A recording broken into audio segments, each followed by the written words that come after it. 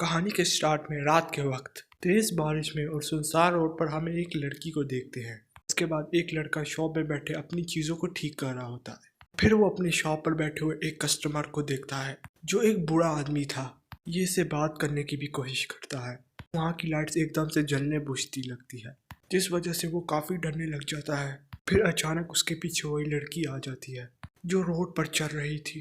इसे देखकर ये लड़का डर जाता है। सर ये लड़की इसकी पुरानी दोस्त थी।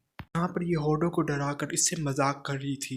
इसके बाद ये दोस्त बताती है कि मेरे पास कोई नौकरी नहीं है, इस सारे इंटरव्यूज में फेल हो गई हूँ। सर इसकी दोस्त यहाँ पर इससे पैसे लेने आई थी। वो लड़का उसे कहता है देखो मेरे पास अभी कोई पैसा नहीं है, मैंने सारे पैसे अपने घर के किराए में दे दिए हैं। उसकी दोस्त इस बात पर बहुत ज़्यादा गुस्सा करती है। लड़की उस पर इतना ज़्यादा चिल्लाती है कि वो बेहोश हो जाती है। अब कोडो उसे साथ अपने घर ले आया था। सुबह जब इसकी दोस्त उठती है तो इसका घर देखकर हैरान ही हो गई थी। वो फिर सोचती है इतना अच्छा घर इसे कैसे मिल सकता है इतने कम पैसों में। जब वो किचन में जाती है अभी उसे खिड़की में किसी का अक्स दिखाई देता है। उसे देखकर पता चलता है ये होडो का पड़ोसी था जो कि हमेशा इसके घर पर नजर रखता था। वो पड़ोसी इन दोनों को कपल समझ रहा था। होडो बताता है ये मेरी दोस्त है जिनके लिए मेरे पास रहने आई है। और उसकी दोस्त उसका नाम येजे था। कुछ समझ नहीं आ रही होती इतना अच्छा घर इतने कम पैसों में इसे मिल कैसे गया। होडो बताता है घर का मालिक थोड़ा सा पागल है, इस वजह से मैंने ये घर उसे अपनी बातों में फंसाकर ले लिया। पर असल बात यह थी कि इसने ये घर लेने के लिए मालिक मकान की बहुत ज़्यादा मिन्नतें की थी। मेरी दोस्त ईजी के सामने वो अपनी थोड़ी वैल्यू बनाना चाहता था इसलिए ये झूठ बोल रहा था। ईजी ये सुनकर कुछ भी नहीं कहती और सोने चली जाती है। लेकिन तभी उसका पाँव एक खिलौने पर आ जाता है और फिर वो गूडो को डांटती है कि तुम अभी भी खिलौनों से खेलते हो। फिर वो कहता है नहीं नहीं ये मेरा नहीं है। इसके बाद ये गूडो के बेड पर जाकर लेट जाती है और फिर उसे बोलती है किराए में तो मेरे ही पैसे लगे हैं ना, कि तुम मेरे साथ अपने घर की हर एक चीज़ बांटोगे। बेचारा ये बातें सुनकर उसे कुछ भी नहीं कहता और सोफे पर सोने चला जाता है। वहाँ पर तभी किसी का हाथ उसे हिला रहा था। वो उसे उठाने की कोशिश करता है। वो ये समझ रहा था कि ये होगी इसलिए वो ध्यान नहीं देता, लेकिन काफ़ी ज़्यादा हिलाने पर ये उठ जाता है। इसको अपने सामने एक लड़की की स्पिरिट यानी आत्मा दिखाई देती है। ये बहुत ज़्यादा डर जाता है और बुरी तरह चीख मारता है। लेकिन बाद में इसे पता चलता है ये तो सिर्फ एक खौफ था। जब को ये भी उसे डराती है तो वो बेचारा काफ़ी ज़्यादा डर गया था, जिससे हमें ये बात पता चलती है कि ये बहुत ज़्यादा डरपोक है। फिर के बाद जब ये नहा रहा होता है इसके बाथरूम की लाइट खुद ब खुद जल बुझ रही थी। तो अपने नए घर में कुछ भी ठीक नहीं लग रहा था। खैर ये अपने काम पर आ जाता है। जिस शॉप में ये काम करता था ये भी इसके साथ आती है। ये इसे पूछता है कि तुम अपने घर कब जाओगी। फिर ये जवाब में कहती है मैं अपने घर से कुछ पैसे लाई थी जो मेरे पास सारे ही ख़त्म हो गए हैं।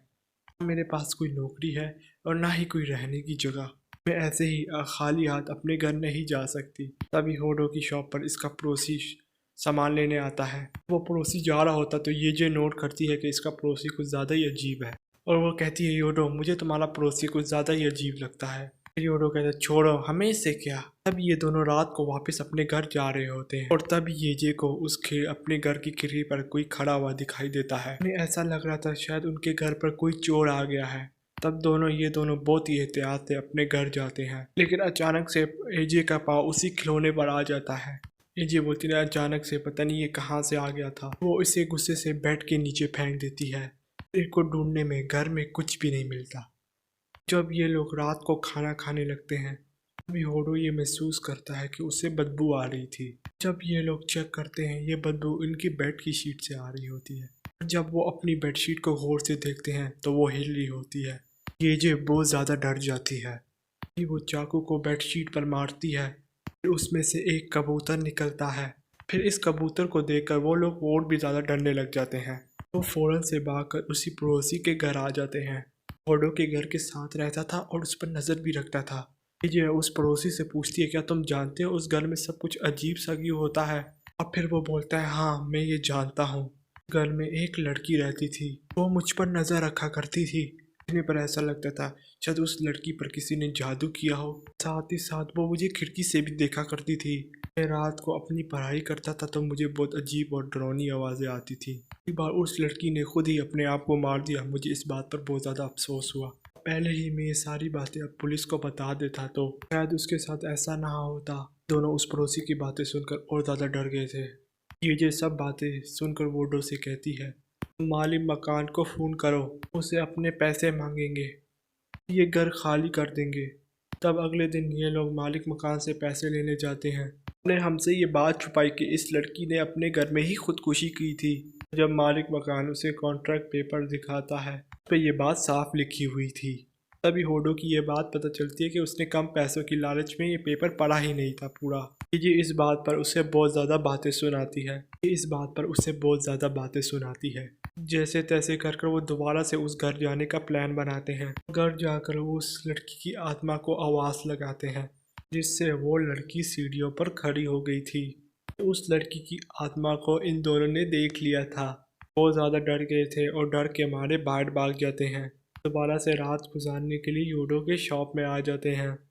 ये दोनों मिलकर प्लान करते हैं कि हम ये इस घर को आगे किसी बंदे को किराए पर दे देंगे। ये दिन इनका घर देखने के लिए एक कपल आता है। वो आत्मा इस पूरे घर में अर्थक्वेक यानी जलजला ले आती है और उन्हें डरा देती है, जिसकी वजह से वो बेचारे घर छोड़कर ही भाग जाते हैं। इस तरह वो और भी बहुत सारे लोगों को घर दिखाते हैं, लेकिन उस लड़की की आत्मा सबको डरा कर भगा देती है, की वजह से उनका ये प्लान भी फेल हो गया था। ये दोनों इंटरनेट पर जादू करने वाले लोगों को ढूंढते हैं क्योंकि आत्मा को पकड़ सके, पर उनकी फीस बहुत ज़्यादा थी। इनके पास तो पैसे भी नहीं थे। ये दोनों सोचते हम खुद ही से जादू कर उस आत्मा को भगा दें। ये इंटरनेट पर ऐसी चीज़ों को ढूंढने लग जाते हैं। को ऐसा तरीका मिल जाता है जो अच्छा भी होता है और सस्ता भी होता है। तो पता चलता है हर तरफ से नमक फेंकने और बीज फेंकने से आत्मा भाग जाएगी। फिर ये लोग ऐसा ही करते हैं, पर इनका ये प्लान भी नाकाम हो जाता है। भी आत्मा इनके पिलाए हुए बीजों को इनके ऊपर फेंकने लग जाती है। फिर ये लोग बहुत ज़्यादा डर जाते हैं।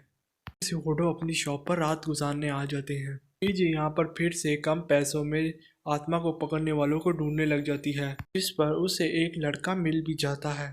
ये उसे अपने घर बुलाते हैं। लड़के की नज़र उस आत्मा पर पड़ती है जो उसे छोड़ी छुपे देख रही थी। वो उसे देखकर डर ही जाता है, बाहर भाग जाता है।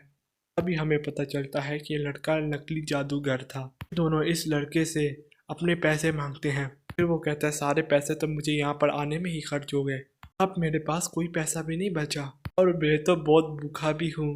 होडो ये सुनता है, वो उसे अपने घर ले आता है और खाना भी खिलाता है। उसके बाद वो होडो को अपनी सच्चाई बताता है।